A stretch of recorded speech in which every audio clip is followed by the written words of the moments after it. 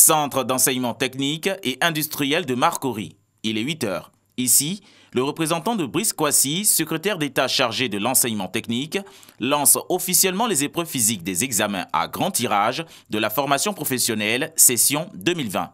Après entretien avec le directeur du centre et les examinateurs, il s'assure avec les équipes de la direction des examens et concours du respect strict des mesures barrières, notamment la distanciation sociale, le lavage des mains, le port du masque et la formation de 40 candidats maximum par atelier. Des dispositions prises en cette période de crise sanitaire liée à la Covid-19. Les premières mesures concernent les épreuves qui seront soumises aux candidats. Il s'agit des sports individuels, comme l'a souhaité M. le secrétaire d'État Brice Kwasi. Donc pas de sport de contact. Vous avez dû vous rendre compte qu'à l'entrée de l'établissement, il y a un dispositif de lavage les mains. Autour des différents aires de sport, il y a des dispositifs de lavage des mains. Les candidats portent des masques de protection avant les épreuves, mais pas pendant les épreuves pour qu'il y ait la latitude de s'oxygéner correctement. Les représentations du secrétariat d'État, c'est-à-dire les directions régionales, sont tenues de veiller à ce que cela soit strictement respecté. 16 473 candidats des filières BEP, CAP et BT tertiaire et industriel affrontent ces épreuves physiques dans 52 centres sur toute l'étendue du territoire national. Les épreuves physiques des examens à grand tirage de la formation professionnelle prendront fin le vendredi 10 juillet 2020.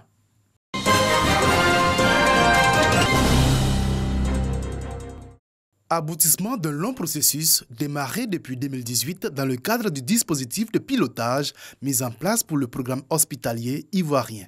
Un programme qui concernait notamment la construction et la réhabilitation d'établissements sanitaires de premier contact ESPC sur toute l'étendue du territoire. Un vaste programme qui se réalisera avec 2 opérateurs internationaux. La construction d'une 50aine d'établissements sanitaires de premier contact, une centaine de rénovations de centres existants. Tous ces travaux se dérouleront dans une 12aine de régions, dans l'ouest et le nord du pays. C'est un véritable honneur de faire partie de ce projet, de ce magnifique pays. Ces 2 opérateurs auront la charge de construire 200 établissements sanitaires de premier contact neufs et d'en réhabiliter 446 autres pour un coût total de 171,7 milliards de francs CFA. Ce programme vise donc à améliorer sensiblement la couverture sanitaire dans des périmètres concentrés de 10 km. Il permet également de rénover, de mettre à niveau et de restaurer la fonctionnalité d'un grand nombre d'ESPC à travers le pays.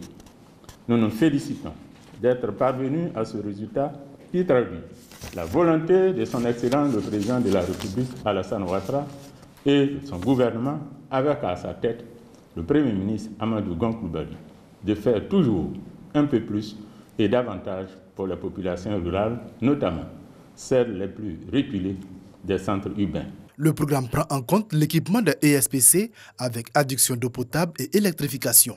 Le lancement des travaux est prévu pour le 17 août 2020, alors que le pays se bat encore contre la pandémie du coronavirus. Un signal fort, selon le ministre de la Santé et de l'Hygiène publique, pour la prise en compte de toutes les pathologies.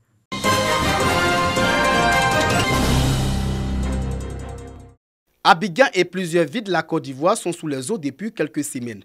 Les pluies diluviennes occasionnent inondations, coulées de boue, glissements de terrain, destruction des biens et pertes en vie humaine. Pour éviter ces drames qui créent la désolation dans les familles, le président du conseil d'administration de la Sodexam est monté au créneau. Abel Dioré invite les populations à respecter les prévisions météorologiques. La Sodexam ne fabrique pas le temps. Nous annonçons simplement le temps. Nous annonçons ce qui va arriver. Donc, je souhaiterais que les populations prêtent attention aux prévisions qu'annonce la Sodexam. La météo, en certains lieux, est suivie de façon méticuleuse par les populations. C'est à cela que nous voulons inviter les populations ivoiriennes, pour que chacun s'en tienne aux prévisions annoncées par la météo, afin que nous puissions éviter donc ces drames que nous vivons, qui malheureusement endeuillent plus d'une famille en Côte d'Ivoire. Le PCA de la Sodexam a également appelé les populations à quitter les zones à risque et surtout à la vigilance. certaines personnes sont toujours dans les zones à risque. Même quand le gouvernement fait le déguerpissement, ces personnes viennent recoloniser ces positions qui sont très dangereuses. En 2019, ce sont plus de 25 personnes qui ont perdu la vie à cause des fortes pluies tombées en Côte d'Ivoire. Pour cette année, déjà 20 morts sont enregistrés à Abidjan.